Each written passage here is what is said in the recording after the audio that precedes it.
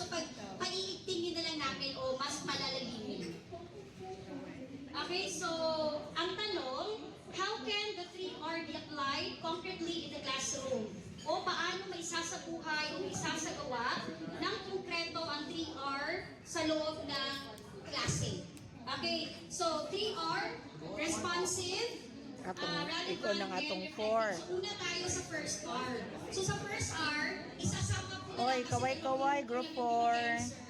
Okay, so sa responsive, kinakailangan ibagay lang natin ito po yung mga 4. mag-aaral. Yung Ang kabilang sa ika-4 na pangkat. O madaling makuha ng mga mag-aaral. Yan. So alam naman natin, ibig sabihin ng differential Group 4. So, Group depende sa namimigay. So kung anong klase ng estudyante meron kayo, yun yung proseso o strategiya na gagamitin para mas maging responsive yung mga mag-aaral. Huwag natin ipa-audit ng isang mag-aaral na hindi naman marunong o may variable yung process, di ba? So, ibabagay. So, yun lang naman siya yung utak at nilalaman ng responsive. Sa susunod is relevant. Okay, sa relevant naman, kailangan lang na may bahagi ng mga mag-aaral ang kanilang natutunan o ma-apply nila sa tunay na buhay. Yun lang naman talaga yung main goal ng relevant. Kasi lahat naman siguro ng mga natutunan natin, kung hindi natin siya ma-apply sa tunay na buhay, eh wala rin siyang halaga. So, Opo. sabi nga nila, medyo ano lang sa sapat, bakit daw kailangan matutunan yung mga trico, yung mga kung kailangan lang naman sa tunay na buhay ay plus, minus, at saka, diba? Hindi ka lang naman mag-i-engineering. So, plus, minus, divide, at times na lang. So, sa atin sa Pilipino, napakahalaga na matutunan ng bata na magamit nila ang larangan ng mag-isang pakikipagkomunikasyon sa pang-araw-araw na buhay. Kasi, ang komunikasyon ang pinakamahalagang weapon natin para maitawid natin yung pang-araw-araw natin na pamumuhay.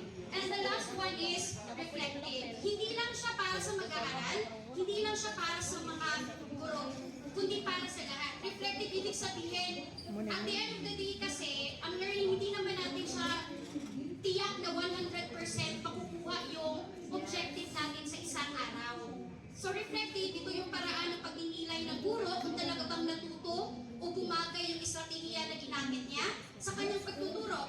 Kasi if you have all the material sa loob ng klase, kung hindi lang naman siya ma-apply din at walang matutunan yung bata, walang transfer, wala din siya.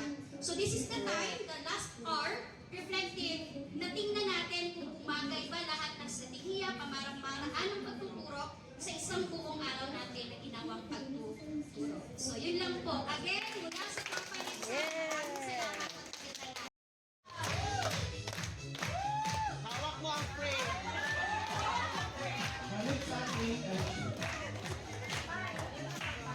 Hawak mo ang frame. Ayan! Galing, Lisa. Congratulations, Rob Ellen Adarna!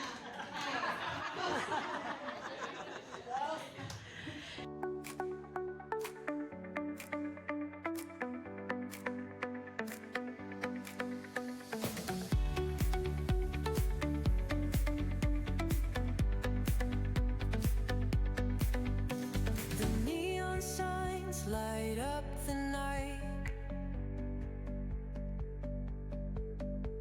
Electric hearts in a city so bright.